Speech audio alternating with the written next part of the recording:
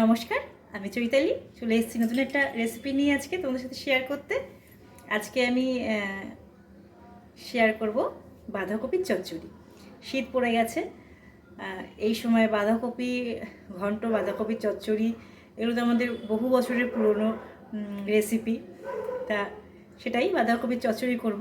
বাঁধাকপির চচ্চড়ি শীতের নানা রকমের সঙ্গে আরও সবজি দিয়ে চচ্চড়িটা করলে পরে যেন বাঁধাকপির টেস্ট আরও একটু বেড়ে যায়।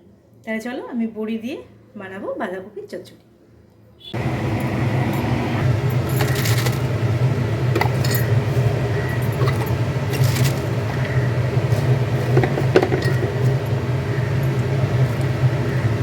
এগুলো হচ্ছে মূলো দেওয়া আছে, একসাথে একটু ভাপিয়ে নেবো ফুলকপি দিয়ে আর মূলো দিয়ে।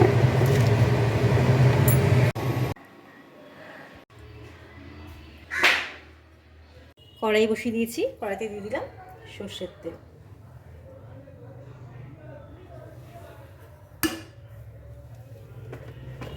নিয়েছি বড়ি, এই বড়ি কটা আমি ভেজে নিই। তেল গরম হয়ে গেছে,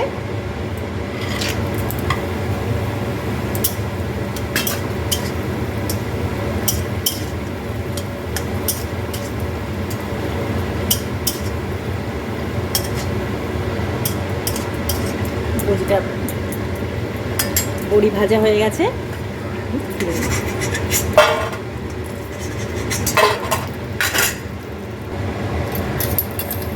এবার আমি দিয়ে দেবো 5 ফোড়ন,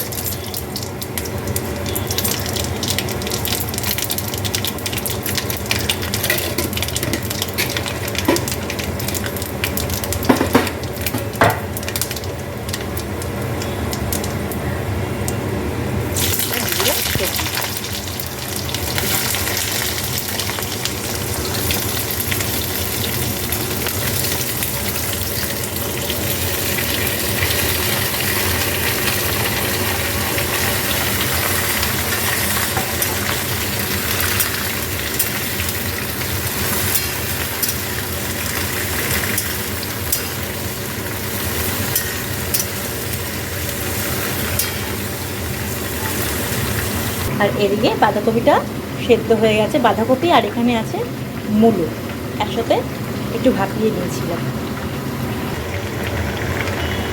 দিয়ে দেবো পরিমাণ মতো নুন,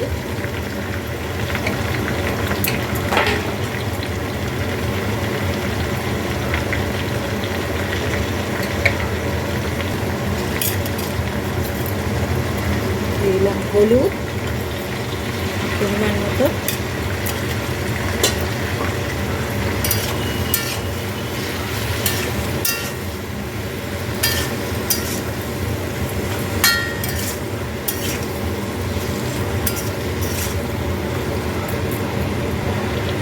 একটু চাপা ঢাকা দিয়ে দিলাম।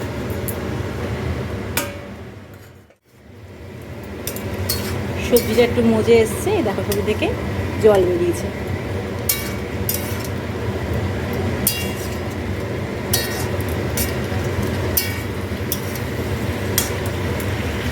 এবার আমি সবজিটা মজে এসছে অনেকটা, এবার আমি বাঁধাকপিটা যে সেদ্ধ করে রেখেছিলাম সেই বাঁধাকপিটা দিয়ে দেবো।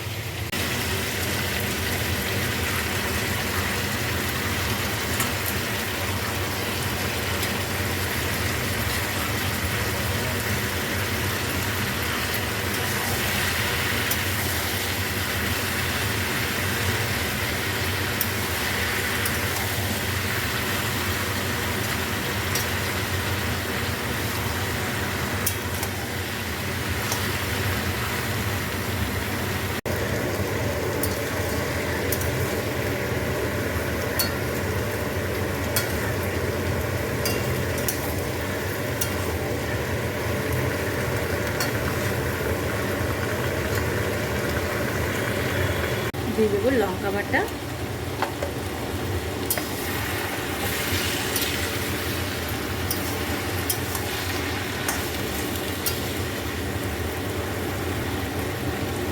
মিষ্টি,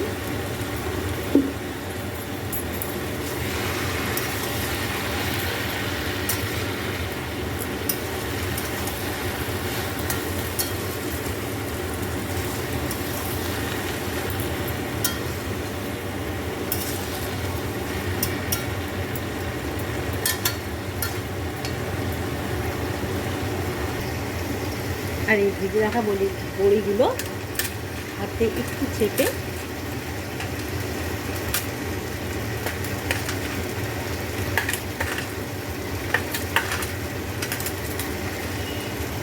নিয়ে এভাবে দিয়ে দেবো।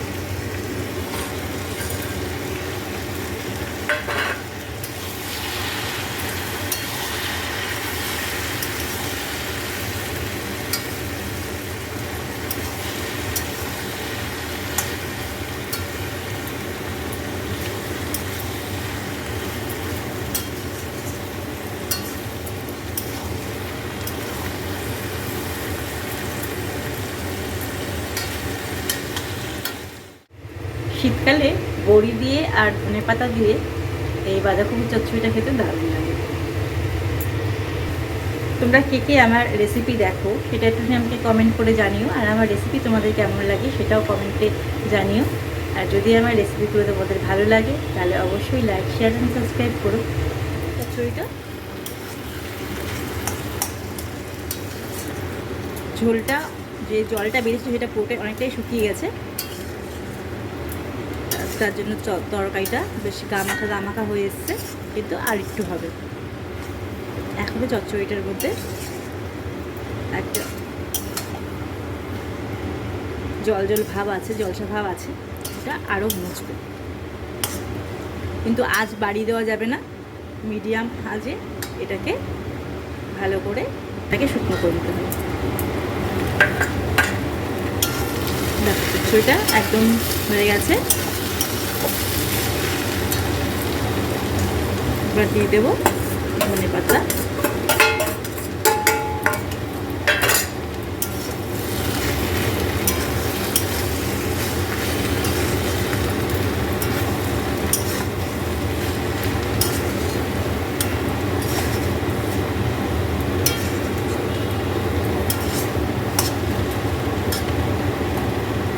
আমার হয়ে গেছে রান্না বাঁধাকপি চচ্চড়ি।